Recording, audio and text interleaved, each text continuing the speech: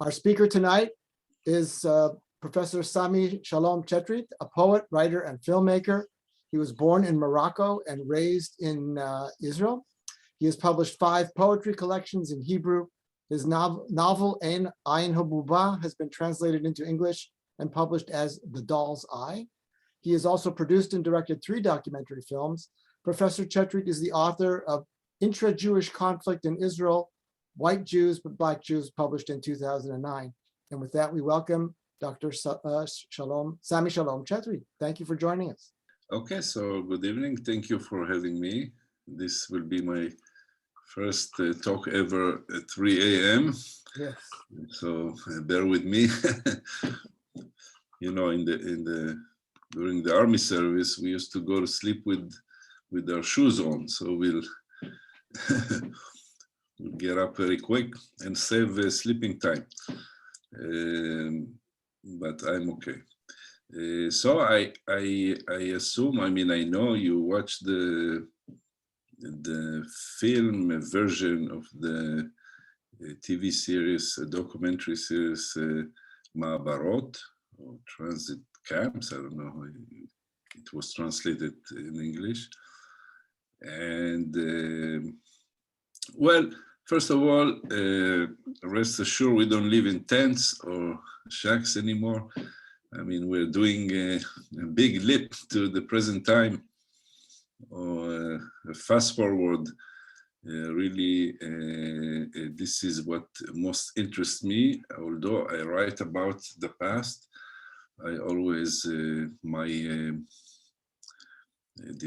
departure point always is the present, because I ask questions about the present and go look for answers, and then look for hopes for the future, or directions of change in the future. So I'll start from the present time, because just really recently, like the last couple of weeks, there are 2 researchers that were published. One is really using a vast database of Mizrachim and Ashkenazim. When I say Mizrachim, we mean Jews from the Muslim world. So it's not only the Middle East, it's North Africa, and it's not only the Arab world, also countries, Muslim countries that are not Arab, like Iran, like Turkey, and some others. And very interesting, because they have some disturbing findings. The other one, I mean, I will start with good stuff, don't worry. The other one is research done about the army, really. The army can tell us a lot, because in Israel, there is a draft still, and it's an obligation. Men and women serve in the army. I mean, we all are called to serve in the army. Some don't for some reasons. We can talk about that. But we're looking into the army service, the social background of soldiers, etc. We can ethnic background. We can learn a lot. So this also very interesting. Just to give you glimpses, and then I'll talk about the good changes or good things that happened in the last 60, 70 years since the time of the story of the Ma'abarot that you have watched, which by itself is very disturbing, but it's in the past. We want to find out what stayed with us all these years, and maybe still preventing us from making big changes. So the first thing I want to give you from the first research is just to get the numbers. So it's very difficult to say who's Mizrachi and who's not. If you go by the Israeli Bureau of Statistics, then almost there are no Mizrahim and almost no Ashkenazim. Maybe only those who came from the Soviet Union can be considered Ashkenazim, because their definition is the ethnicity of the father that decides. And since we're talking about the third generation, so these sociologists, they avoided that kind of definition, and they went and looked into a much wider body of data, using grandparents as well, etc. And they created this formula, and according to their findings, we have today Mizrahim are 54%, 54.5% of the population, and that means that either both or one of the grandparents were born in a Muslim, Middle Eastern, North African country. And then Ashkenazim are 33.9, like 40%, which is interesting. And then they have a new category, which is mixed, I don't know how to call it, because when you say mixed marriage in the US, you mean between religions, and here they mean mainly between ethnicities. So it's a little different. So that is almost 12%, which is interesting to me, very interesting, because it's not growing for many, many years. And that's a question to ask, why? I mean, we have some places to look and ask the question. So they looked into gaps in education, mainly higher education, meaning college degree, and of course income from salary. We're not talking about other income, wages from salary. So interesting that in the second generation, or just to give you the numbers, they looked separately for women and men, and for men, there is a gap of about 20% of BA holders in the ages of 25 to 43 between Ashkenazim and Mizrahim. But interesting, in the mixed, or I don't know, it's weird. Do you have a better word for mixed? Mixed ethnicity. Mixed ethnicity, it's pretty high. It's like 43%. So, but we have to be very careful when you look at that, because we don't want to go to dark places of what there is. The gap is high, or the level of? No, the level. I'm talking only the levels. 46% Ashkenazi BA holders, 43% mixed ethnicity, and 27% Mizrahi. Wow. That's the third generation. That's today. These are my students. I live in Sderot and I teach at Sapir College, which is the biggest public college in Israel. And it's a full academic college with a law school, with a school for social work, a school for the film school, which I'm the head of the film school, and communications and economics. And it's almost a small university. We just don't do research. That's the difference. So we go to the second generation, which is my generation, really. the numbers are almost the same. They even went down a little bit for Mizrachim. They went up a little bit for Ashkenazim, which is very interesting. The women's number are more promising, because although there is a gap, like the third generation, 60% of BA holders amongst women are Ashkenazi women, and 42% amongst Mizrachim. There is a gap, but they both grew from the second generation. Pretty much very close the second generation. What interests us here is that there is no big growth between from the second to the third generation. And that's what interests me. And we ask ourselves why.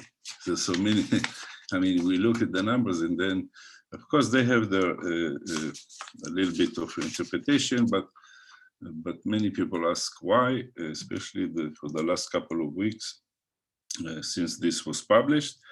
And so there are explanations. Of course, we don't want to go to, God forbid, genetics or stuff like that, because we know about why I'm saying why, because we know about North African Jews who immigrated to France, for example, and over there it's around it's over 70% BA holders amongst those third generation.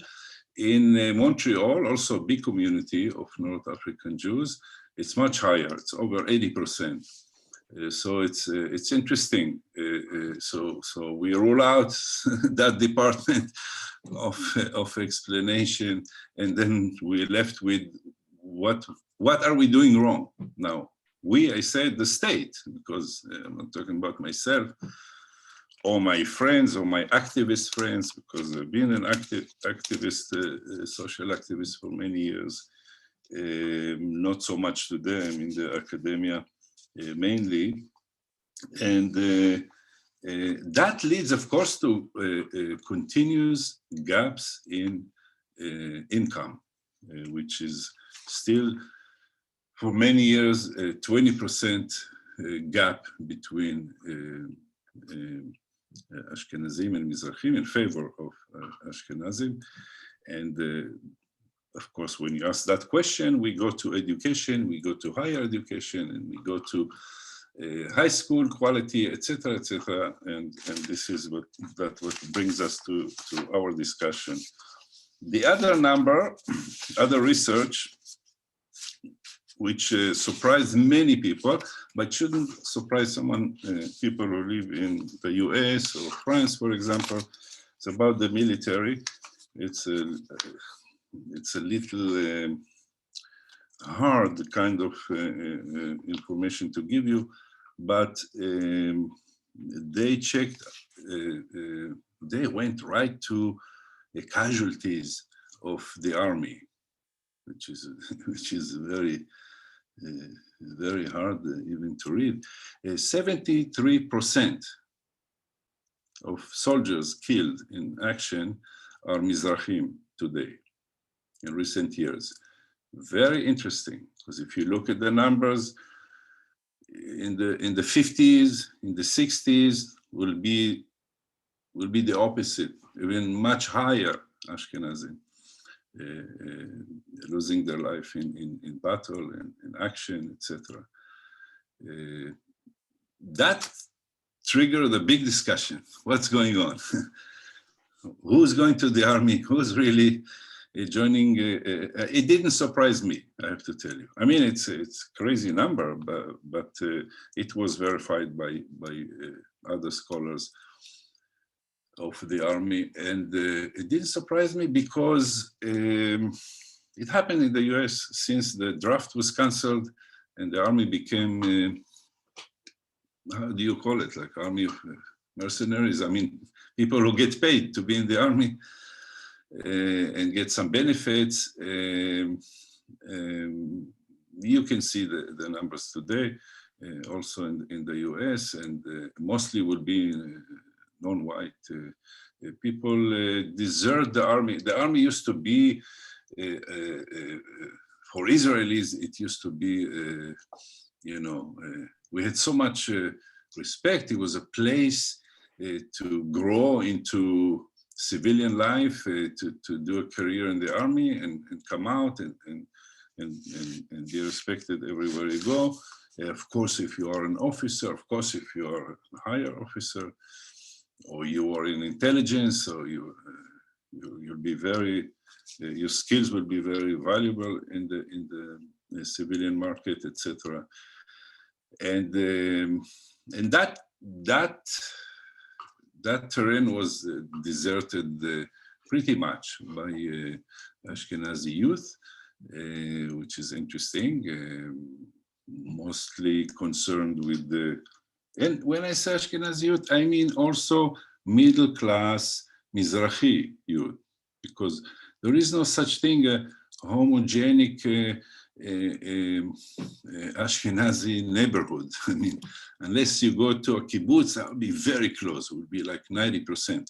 But usually many Mizrachim made their way into middle class and even higher middle class. So those young people are looking into the world of high tech, etc. And you know the story of all the startups in Israel, etc. And looking, and I think also there is some in this, not the second, third generation Ashkenazi youth, there is some disappointment also investing their life in the army. The more awareness you have, political awareness from home, the less you volunteer. It's a natural process that happens in many societies. And then those who are the weak, they would, of course, go into that space that was deserted because, of course, they go to the army because this is what they have to do, but they stay for longer and they join the combat units because for them it's still a place to grow from. I mean, there's a lot to say, but I would leave it like this, which is, it gives you a picture very different than what you saw in the movie. And then now we should ask questions. So many good things happened since then, since the 50s. If you think about those years of the Ma'abarot, in most, of course, the Ma'abarot is one phenomena. It's not like every Mizrachi who came to the country got into a Ma'abara in the first years. There are many other ways to settle the newcomers. And when we look at those years, I can give you some information. For example, there were no schools in the Ma'abarot. So there were no schools, meaning those children were not included in the educational system for some years. There were some teaching, of course. There would be what they called soldier teachers. I mean, young, very young women who are 18, 19 years old, who are sent, high school graduates who are sent to those places to teach, read and write and some, basically, basic Hebrew mainly, and even longer. Until 1962, there was no high school in any Mizrachi community. Town or neighborhood or anything. There were what they called some vocational programs or trade programs, 1 year or 2 years, where you learned the trade of the factory in town. So if the factory was textile, like in Dimona, like in Kiryat Gat, like in many other places in the north, so you learned to operate the machines for 1 year, and then you move into the the factories. And then later 2 years, so it took some time until we saw high schools. I'm not talking about the big cities like Tel Aviv, Haifa, Jerusalem, where there were high schools, so you could not prevent Mizrahim from going to high schools, but the high schools in their neighborhoods were still vocational trade schools, later on became comprehensive high school, as you call it, meaning you have different tracks, not fully academic, and that's what I mean. So there'll be a big change. And dropout was huge. Dropout meaning because the system dictated the dropout. It's not people didn't want to go to school.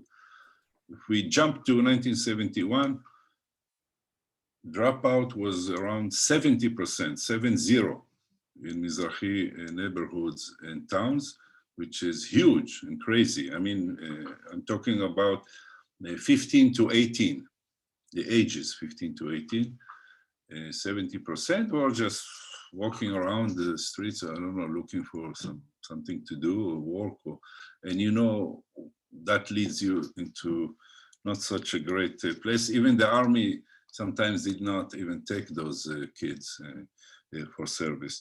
So big change. We look today, of course, dropout is around 6%, 7%, very low.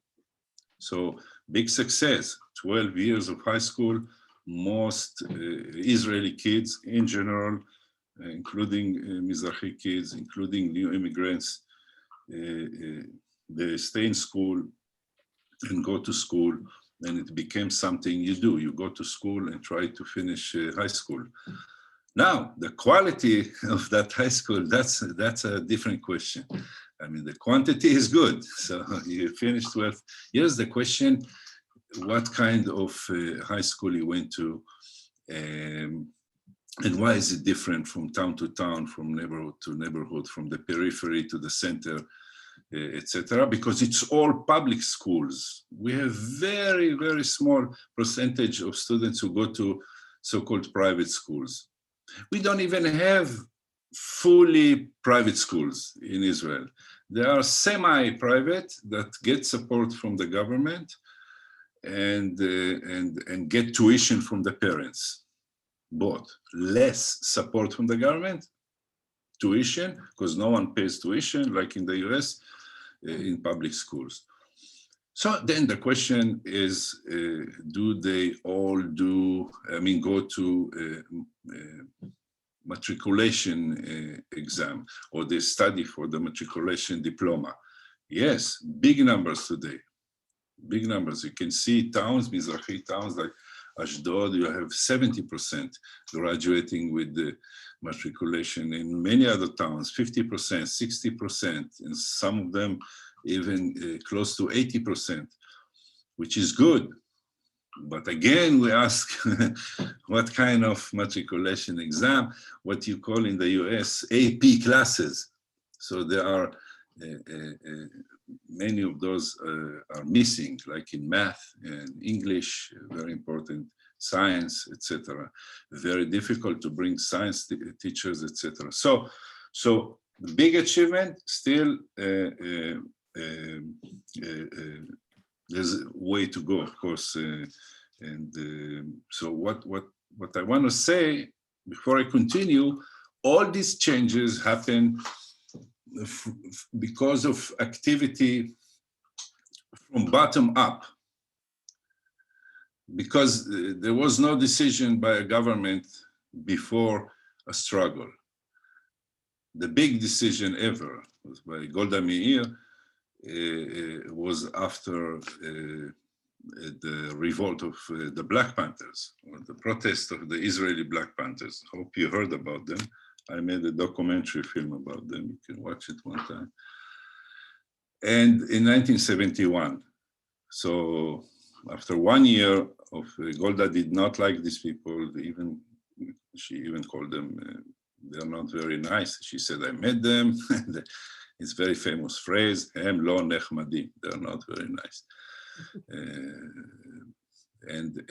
But she couldn't ignore what they brought, what they put on the walls in big writing that, of course, in big demonstrations, sometimes even very violent, not very easy struggle.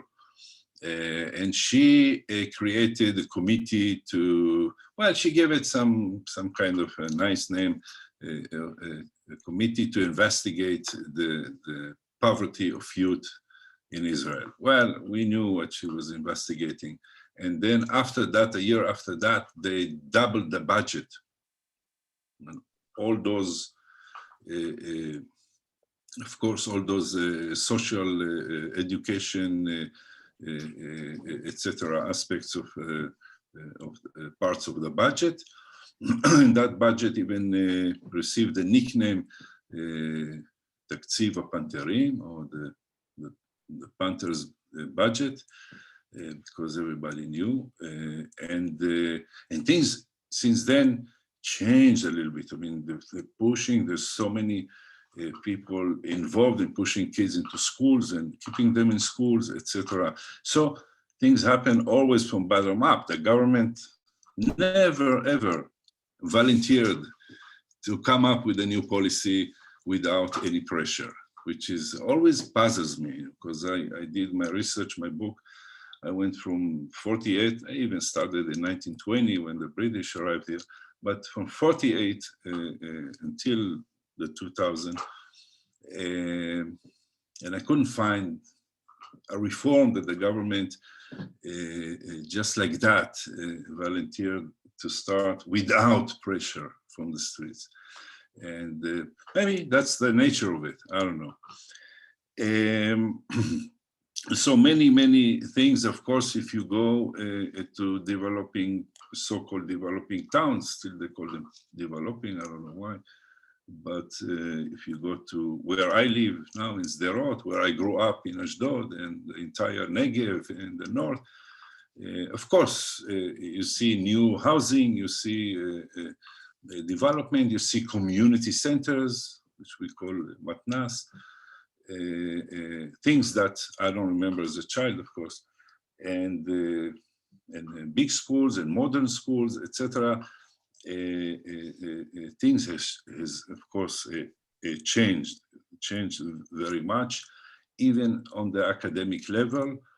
I would say about 10 to 12 colleges, because universities, we have about 5, maybe 6 universities, and they were very crowded and very selective. So it was about 25, 27 years ago, when Amnon Rubinstein was the Minister of Education, and he launched a program to create colleges. There were no colleges in Israel, just universities. If you didn't make it to those 4 or 5 universities, so you stayed out. And some of these colleges, like Sapir College, succeeded very much, meaning more higher education venues in the periphery. And they are in the Galilee, they are everywhere. So that changed a lot. That's why you see numbers are growing. Still, when you look at the numbers of people doing research, like master's degree, PhD, because colleges don't do that. So it's the university, it's much, I mean, the gap is very, very, very big. And then there are changes, big changes in the cultural area. So of course, if you visit Israel and you listen to music on the radio, just a random radio station or TV programs, or you go to a theater, or you go to a movie theater. So you see, of course, or if you go to a bookstore or a library, so you see a big change. Big change, but we name it. We call it Mizrachi literature, and it's something that goes okay. I mean, when I was a child, nobody would dare to say Mizrachi literature. There was only literature, and it was all Israeli. So there is Mizrachi literature, there's Mizrachi theater, Mizrachi filmmaking, of course, and those disciplines are even studied as such. So this is something new. But those areas of culture succeeded to make a change. Of course, music, of course, because of one, people were not very well associating themselves with the, I would say, with the culture that was created and provided for them. They could not associate themselves with the narratives, with the stories that they always had to do with the lives of other people, not something they recognize from home, or from parents, or from grandparents, or from their previous homelands where they came from, etc. So, of course, they were pushing and creating and doing, and the change, we can see the change, of course. I mean, someone who doesn't know anything about the history and comes and say, oh, this is a beautiful place, such a mosaic of different cultures and colors and ethnicities and sounds and etc. But really it is beautiful, but really it was a big struggle. It was really a struggle. Still, I always ask the question, what does the state do? And I go to the official curriculum. I wrote a book, it wasn't translated to English, just about that, and asking those questions. And over there, very little, close to zero change. And that has to do with the, I would say, the underlying assumptions of what is Israeli. Or before that, the questions, the pillars of Zionism. What is the new Jew, as they called it those days? And the new Jew was, of course, a pioneer coming from Europe, and the story of Eastern Europe. So if I go to, when I went to school, I studied the history of Jews from Eastern Europe. Not even Europe, Central to Eastern Europe. The literature, and I fell in love with many poets, beautiful stuff. And the narrative, and the culture, and the traditions. I would go to the classroom and I would never find any trace of my ancestors from Morocco, my family, or the stories or the songs and the music I heard at home will never appear in the school, in the classroom, or the textbook. And it's pretty much the same today. Very little differences. And just, there is a big filter, we call it the Ashkenazi or European Zionist filter. Whatever goes through that will make it. That's why they don't teach anything about ultra-Orthodox Jews. That's why there is so much ignorance.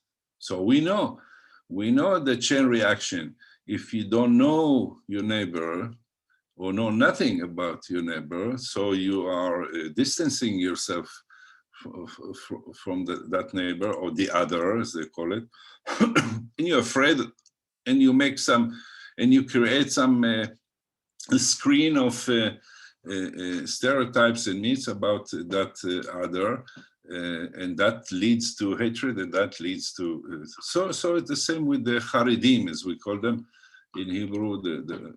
They call themselves the ultra-Orthodox Jews from Eastern Europe.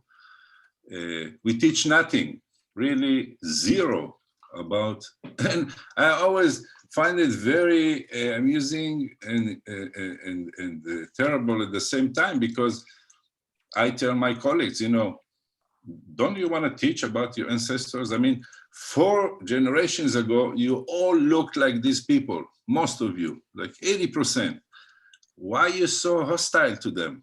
It's between themselves, between secular and Haredim. So nothing in the textbooks, we know nothing. This is like crazy, this is nothing. And say, well, what's wrong? Well, we teach nothing about the Palestinians. More than that, Palestinians are not allowed to teach about themselves in their schools. I'm talking about Israeli citizens. So they study Israeli literature, Eastern Europe literature, of course, and they study the Bible, not the Quran, and they study whatever, the history of the state, the history of Zionism. So we don't allow them even to teach something about the very little here and there. I went to those groups just to show you that it's not something against Mizrachim or against specifically against Mizrachim. It's this obsession of creating one narrative, one story, one flag, one song, and there's so many victims in the way. I mean, victims, is cultures and traditions and so many beautiful stories. So there are alternatives to that, but they don't make themselves, they don't make their way into the curriculum, into the classroom. And that is something that has to be changed. There is an ongoing struggle about that all the time. In the 90s, my friends and myself, we created the new alternative schools in neighborhoods like Hatikva, I don't know if you're familiar, the southern part of Tel Aviv, and Katamonim in Jerusalem, and some other place. And since we came to an agreement that these schools will be experimental, we had the freedom to build our own curriculum. It was a beautiful curriculum. It's not like we took the Ashkenazi story out and put the Mizrachi, but it was diversified and very rich. For example, we did not teach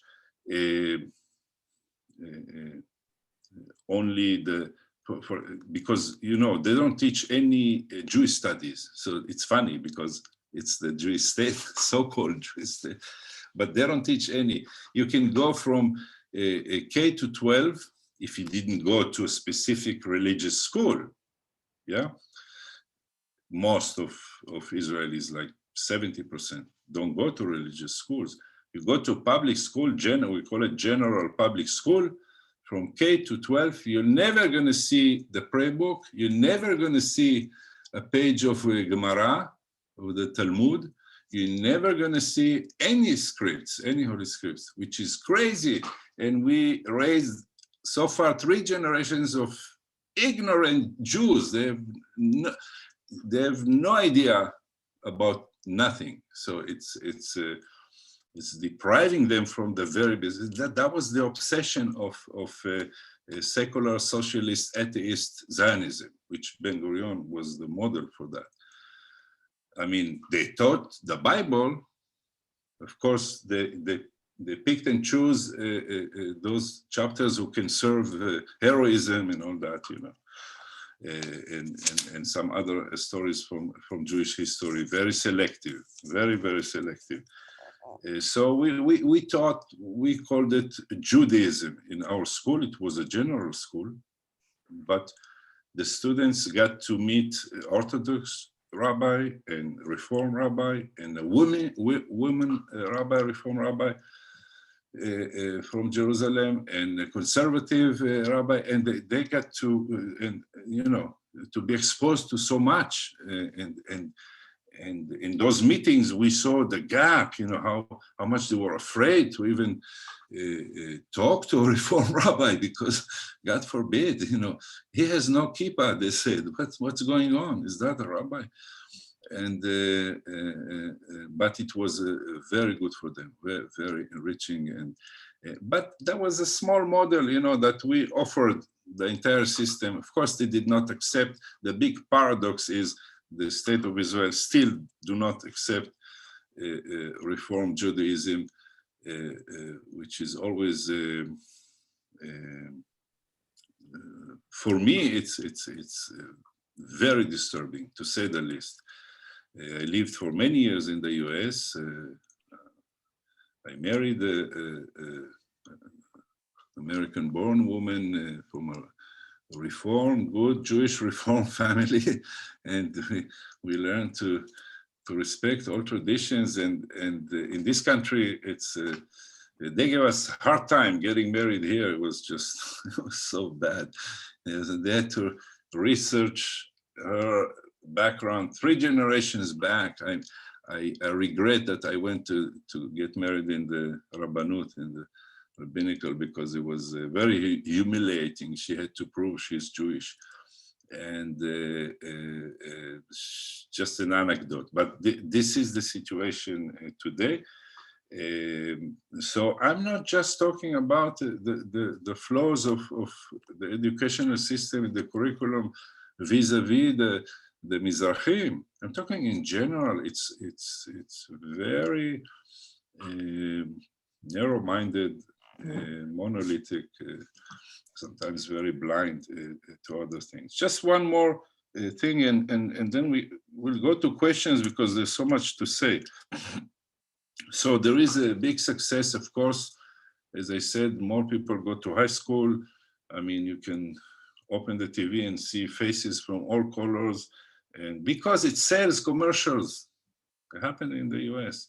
And of course, in sports, and of course, in literature and poetry. More than that, there is what we call today the Mizrachi Discourse.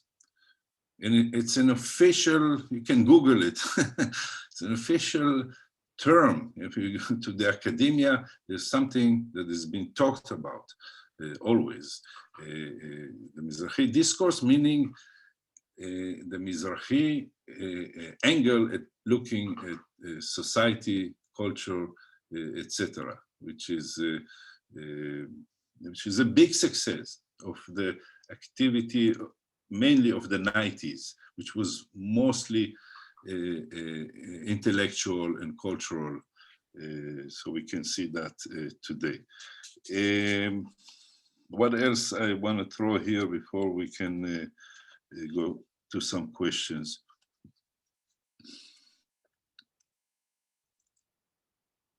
I'm very optimistic. That's my fact. I'm always very Thank you for remembering to put that in. I am, because I see the change. You know, I thank God every day that I'm here and living to see the change, because I can give you just a little anecdote to so you see what I'm talking about when I say seeing and living the change. When I went to school, 1981, I went to university, the Hebrew University of Jerusalem, no, in Jerusalem. And that was 1981, and then there were very few, very small minority of Mizrachim studying towards their BA. That's like 40 years, a little bit more, 41 years. So little that we had, we always found each other because we felt really like a guest in the Hebrew University. It was, Tel Aviv was even worse. It was called the White University. I mean, we called it the White University. In Jerusalem, at least, there were many Arabs. So we felt the color was a little bit more diversified and nicer. So we had the obsession to, in Israel, the way they take names, they pass down the roster and you sign your name, because big classes, you know, not to waste time for that. So I can say about myself, I always went through the names very quick to see how many with last names, like Mizrachi last names, and always very few.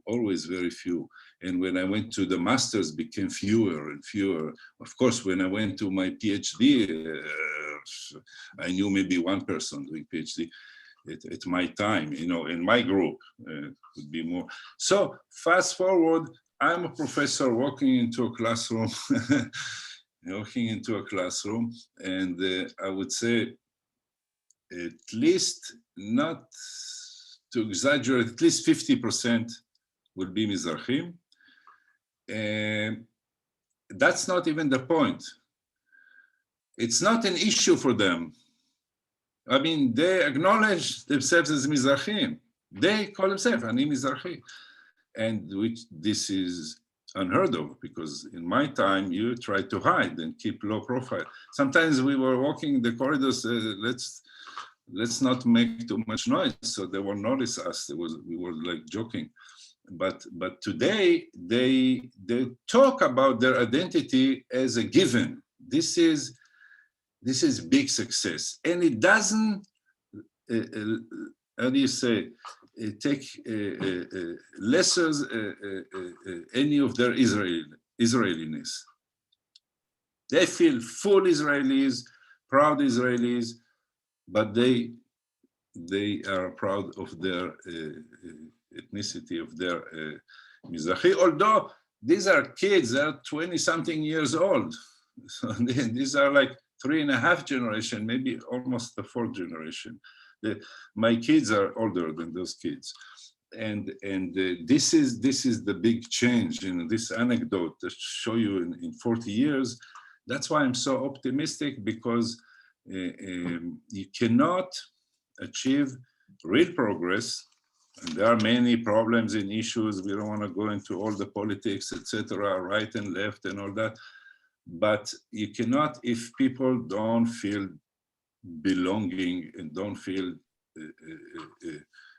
treated as equal, not only by the law. It's very easy, formal equality. The American Constitution exists for a long, long time, and many people did not enjoy any equality, although it says we the people, not we the white people. It doesn't matter.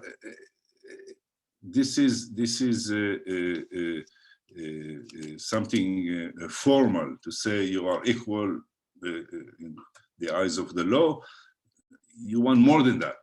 You'll be recognized.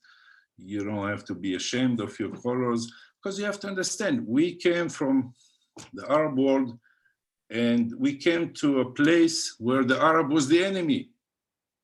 I mean, the moment, I don't know if we talked about this in that movie, but the moment you saw those people from Iraq and from Morocco and all these places, the moment you landed and you understood that the enemy is actually your reflection in the mirror, because you look at yourself and you look like the enemy, and you eat like the enemy.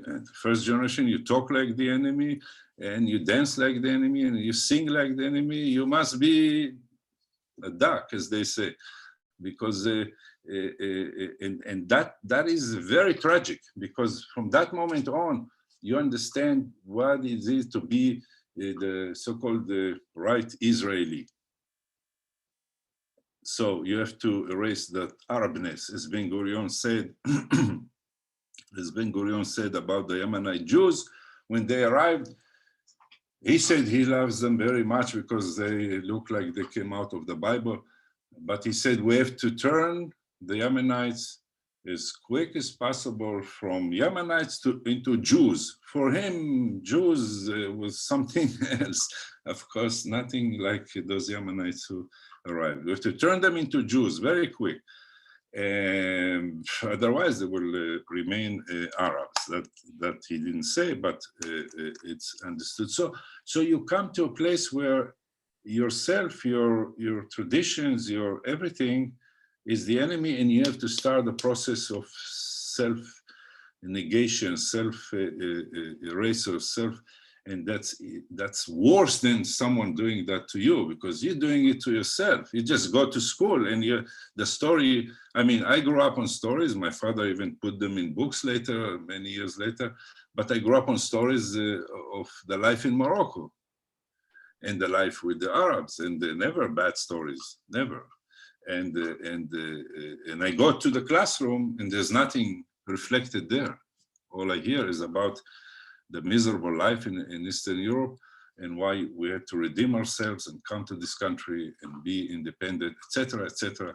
All true, of course, and all very important, but nothing of what I experienced at home was. So I started doubting my home, my parents. There's strange stories they're telling about their good Arab neighbors. I have a picture, I don't have time to look for it, of me and my brother in Morocco with our babysitter, Muslim. So I remember as a child, I told my mother, "How did you leave us alone with an Arab?" And she said, "You crazy? She loved you like her own, you know." And I could not as a child understand that, because Arab was the enemy, and my mother left me with this woman, and she said we would go and come back, and you stay for hours with her, and sometimes she'll take you home. Say, "You crazy? She took us home. She's an Arab." As a child, I remember that it was very confusing, very confusing. So for me, my parents or my home was not something I should believe or follow. And it's my entire generation. We became the agents of resocialization. We became the agents of the state, of the classroom, of the textbook in our homes. The funniest thing, we were all Moroccans or North Africans in my neighborhood, most of us, 90%. And my parents had the records of Arabic music, and I would come home and silence that music. "Hey, you want the neighbors to hear that? This is crazy. I don't want to hear this Arabic music." We became the agents of change. And that was very brutal, looking back, of course. And so we're not there today. That's the big news. We're not there today. This is a whole different generation. I mean, we experienced, still experiencing very bad,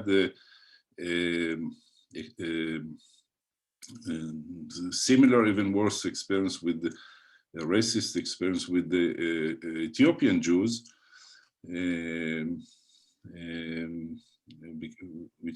which are what they call Black Jews, really, because they cannot even pass as, you know, many North African with lighter skin, so they could pass as Ashkenazi, and they would change their last name and just disappear into some, and there are many stories like that, into some kibbutz or somewhere, and just erase everything, the past, and just start.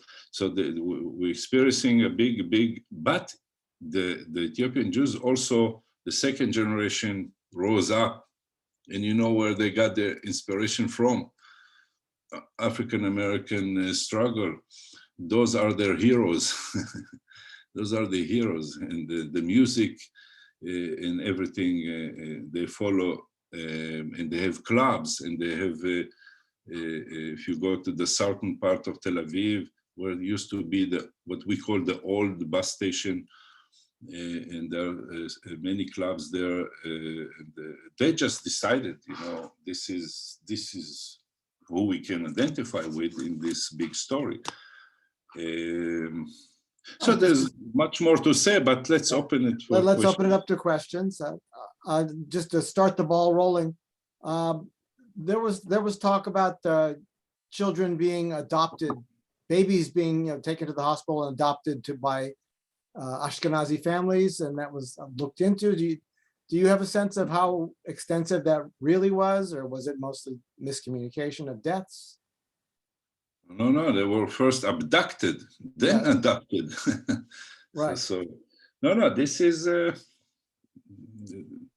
has been investigated. We see archives were opened, and I know it's only in Hebrew, but there is a website I can send you later, but you can see hundreds of testimonies of mothers who their children were taken away from their own hands, sometimes from their own hands like that.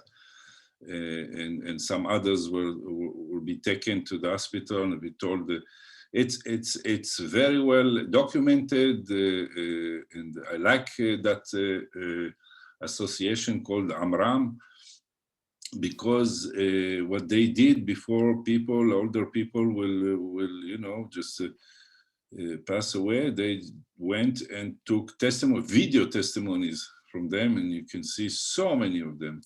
And if you had like 5 or 10 or 20, you say, oh, okay, the 20 people, I don't know. But when you see hundreds of them, it's hard to avoid. And we have testimonies of nurses. We have a testimony of ambulance driver. There were at least 2 documentaries made about that topic. We have so many other testimonies from other places. Uri Avneri, I don't know if you know the name. At that time, he had the only newspaper in opposition to the establishment, Ha'olam Hazeh, and in real time, he wrote about this in the late 50s, and he found a macher, as we say in Yiddish, that was transporting those children abroad to families by demand. So to justify that, they said, well, those children got disconnected from their families. The parents never came to ask for them, so we put them for adoption. That's the official justification, but it's very big. I'll send you the website. You can just get the impression. If you know a little bit Hebrew, you can listen to it. Yeah, they don't invest much in English. They don't have much money, but maybe there are some also in English. We have a question from David Goldfarb. Go ahead, David. Yeah, I watched the series was phenomenal. Thanks for your contributions to that. How was that received? Like, how much viewership did it have? Was it part of a discussion in Israeli societies when it came out about 3 years ago? I'm just curious what impact that had currently. And then another question about the series and the movie is the footage is phenomenal. I don't know if you could say anything about where the footage came from the Ma'abarot. Well, some of the footage I've seen before. Some of it was new from archives. It was produced by and for the Israeli Television Authority, which is, they were the only ones for so many years. So their archives are so big and rich because they have everything from the 50s, 60s, 70s, 80s, before even there was television broadcast in Israel. So the big archives. So sometimes they manage to get some new stuff. It was received. I'll tell you what happened with that. It came after another series was broadcasting on the same channel by David Deri, who's a graduate of Sapir College of our school. Also fascinating, all about the way Mizrahim were settled in the 50s and even a little bit into the 60s. All the what they so-called developing towns, and the footage there and testimonies there are much stronger and disturbing than what you saw in Ma'abarot. So it's called, I don't know what it's called in English. It's called Salah Po Ze Eretz Israel, but I think there's an English version. I have to find out for you. And that created such a big noise and discussion. So I think a year and a half later, when Ma'abarot came, there was less discussion, but there was, of course, there was a discussion. I even participated in 1 or 2 panels after screenings. But the way he did David Deri, the other, also 4 chapters, very long. He really started from the the present time. Really, he took those, like they did with interview, but he actually put a group of people together to have a discussion. Over there, there are testimonies who are very disturbing, the way decision making and processes like that took place in the beginning.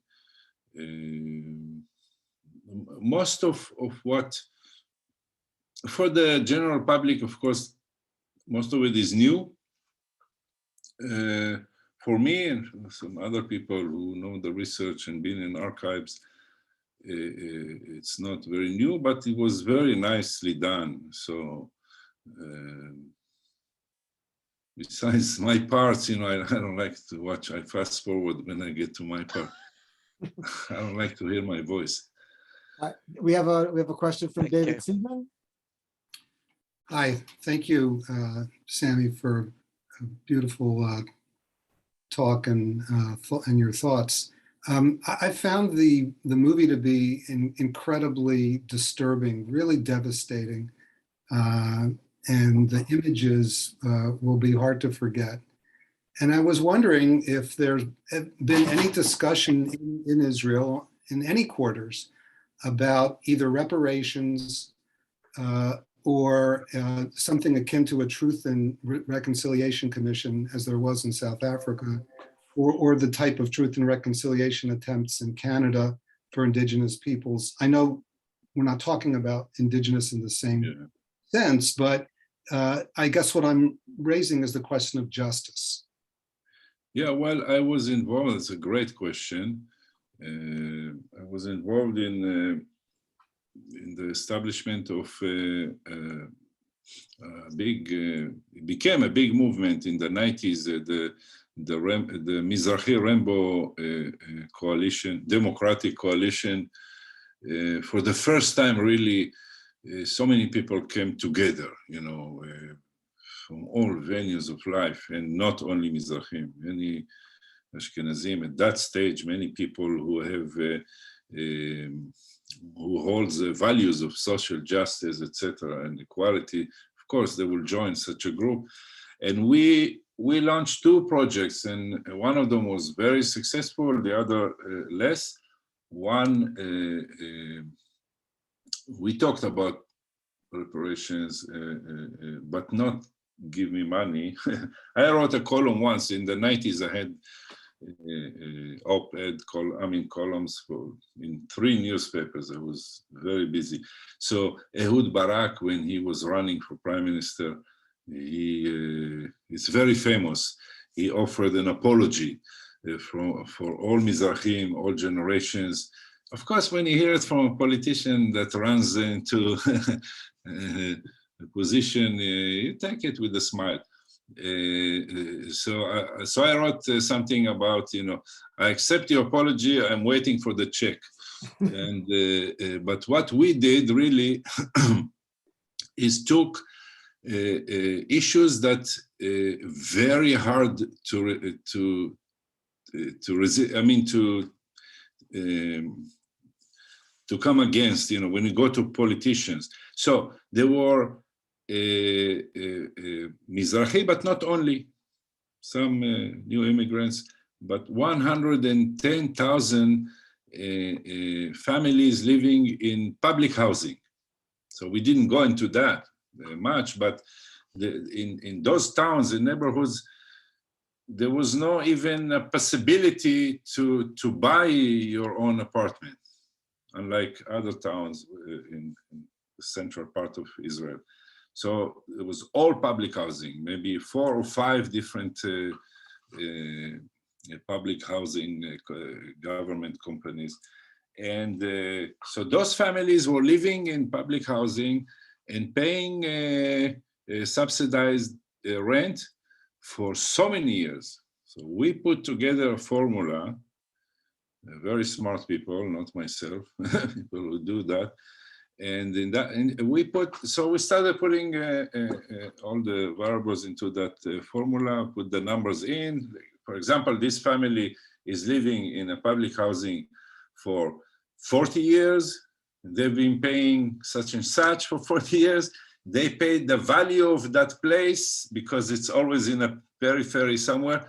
The value of the apartment, they paid sometimes 3 times the value of the apartment, still they don't own it. So they said, you want to make justice?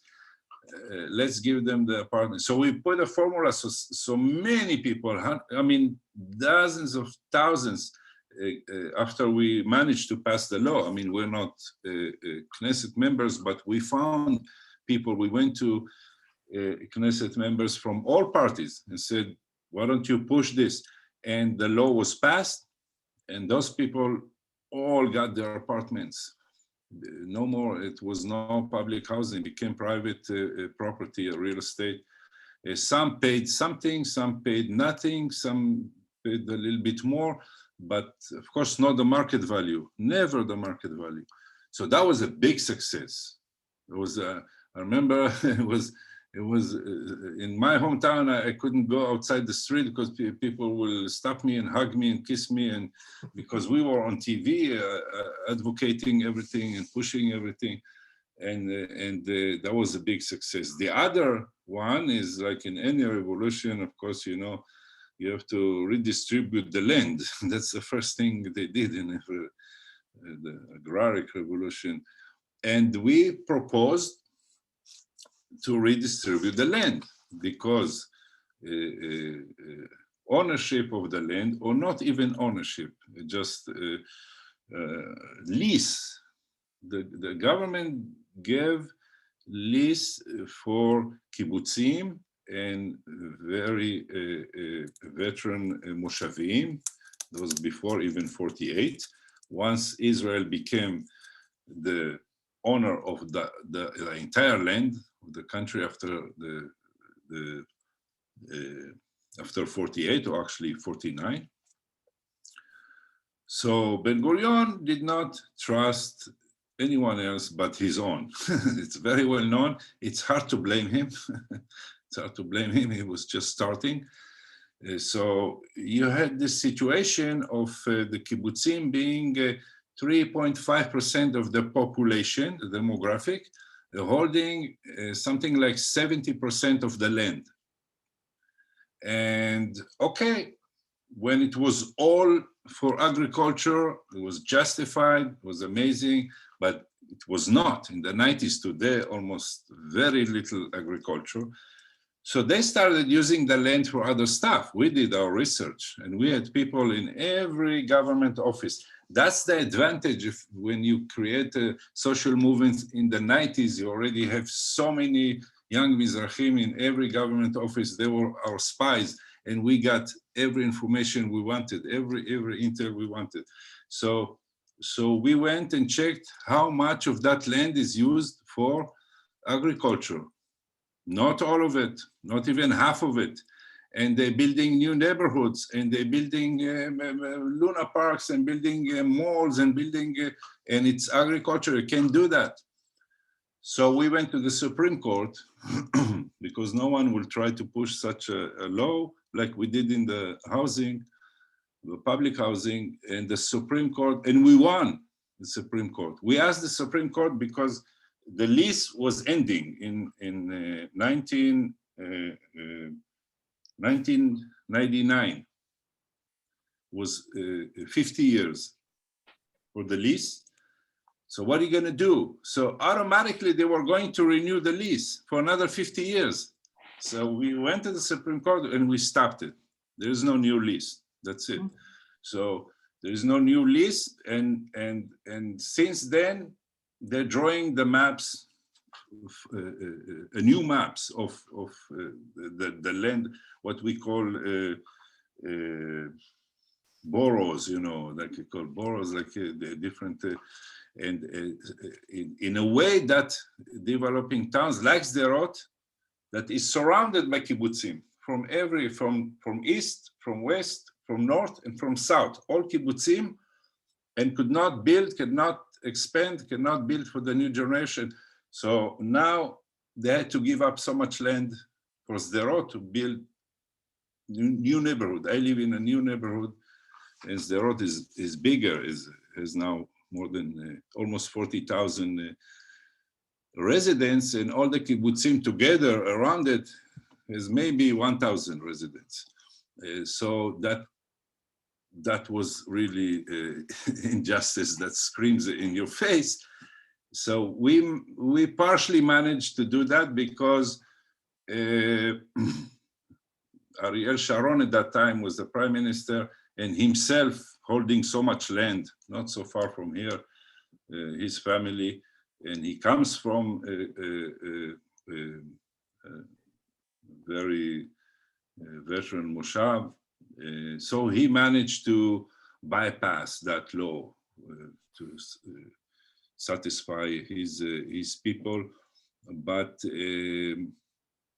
they're still making the change of that land. So in many ways, it's some kind of reparations, because in many ways,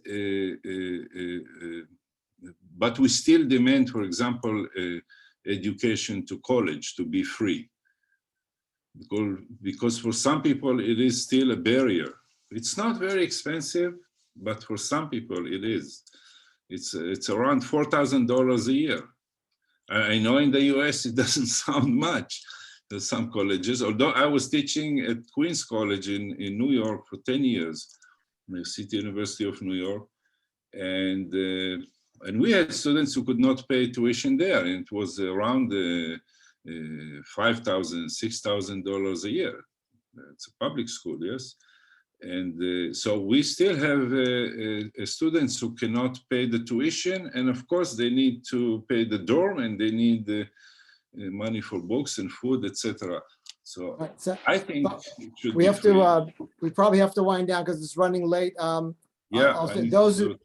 Those who kind of need to sign off are welcome to sign off. We have one last question that, Sami, if you would like to respond to how you think the Shas party has influenced the state of Mizrachim in Israel. That could be a long topic for discussion. So those who want to stay are welcome to stay, but we understand if you need to. Yeah, it's the longest chapter in my book.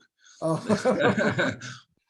Maybe 100 pages, just that question. So should we save that for part two, or if you want to, we can save that for part two, or you can speak. No, I can say a few things. Yeah. You know, it's you cannot ignore the question. I mean, well, first thing we have to say, Shas is really the first Mizrachi political party that is not pretending to be something else.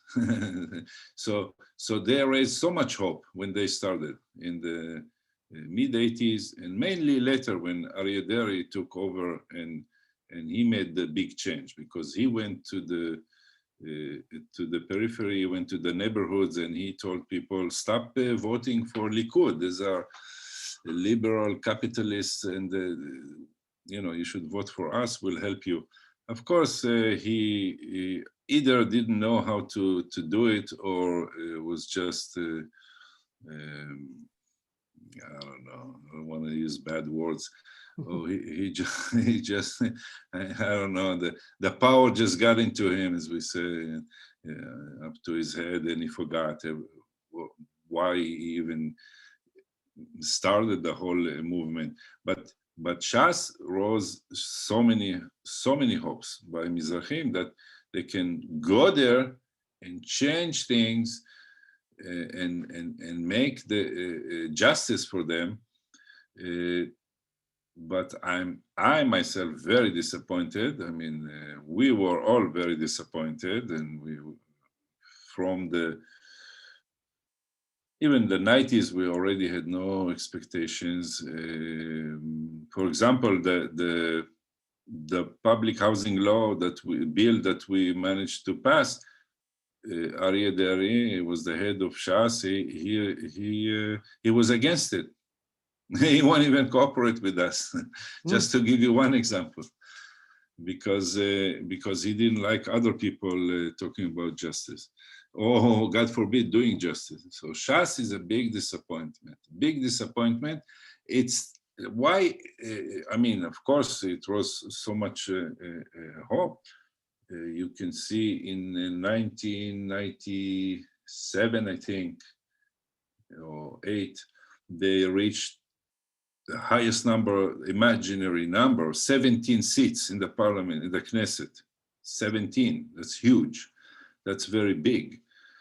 And they got so many seats at the cabinet, and nothing came out of it. Where all those votes came? Of course, not all the 17 mandates came from ultra-Orthodox or Orthodox Sephardic Jews or Mizrachi Jews. Maybe 6, 7 mandates came from the rest. Were just general Mizrachi public who thought, well, wow, this is amazing. We're going to join this and we're going to give them the power to change.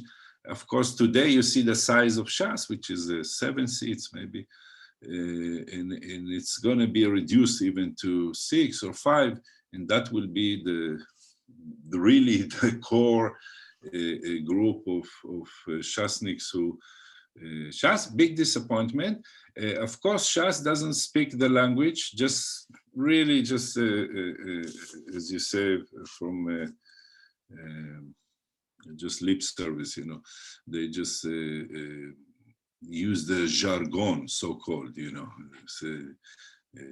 equality for all, blah, blah, blah, social justice, but they don't use it in practice when they are sitting at the table of the government. What's the problem with Shas? They said, give us the money, we want to take care of our people. Meaning, literally take care of them. Meaning really give them clothing and food and help them and kindergartens and daycares, etc., etc. No, they didn't even succeed to build a good educational system. Very bad educational system. If you go for social justice, as Martin Luther King Jr. said, you make changes for next generations, for every color, for every person, for every immigrant who ever going to come to this country. This is what he said. I'm not offering these changes for the black communities only. So this is social. That's the language. Should be universal. The language must be always universal, and all the changes you make, all the bills you pass, should serve everyone today and in the future. And they don't have that language, they don't have that vision, they don't have that philosophy. So give me the money and I'll give people some food and clothing and daycares, and that's very embarrassing, to say the least. All right. Yeah. Well, thank you very much, Sami Shalom Chetrit, for Thank you. 3 in the morning. Thank you so much. Thank you.